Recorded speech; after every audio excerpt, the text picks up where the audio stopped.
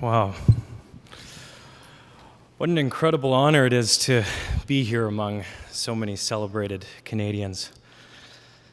In music, I've learned that the best conversations are the ones where everyone is truly listening.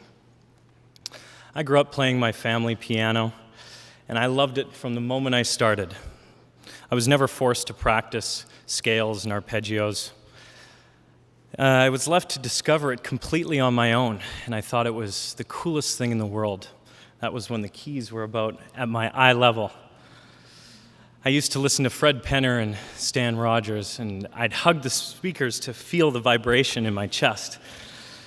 And I had discovered listening, and my very first conversations were with that piano. By 13, I was playing in the music program at school and taking jazz piano lessons, and Oscar Peterson and Keith Jarrett had replaced Fred Penner and Stan Rogers.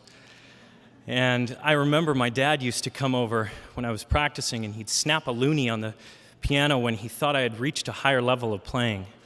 And I remember how good that felt, that feeling of accomplishment and progress. Those were the next important conversations. And I'm so grateful because I know that so many people are not nearly as fortunate as I was. I'm working hard now as part of my community, as a musician and an educator. And musically speaking, these conversations that I'm having now with my musicians and my students have become more complex and deeply rewarding.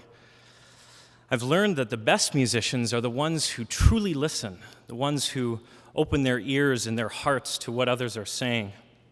They internalize the sounds and they respond, creating something that is more than the sum of its parts. I would say that if we want to have a better Canada, we could start with better listening. A piece of art, whether it's music or any other medium, is created through an open interaction, by allowing yourself to be vulnerable, by observing and feeling what's happening around you. As musicians, sometimes we have no idea what's going to happen, but when it's all over, we're left with something that can never quite be created identically again.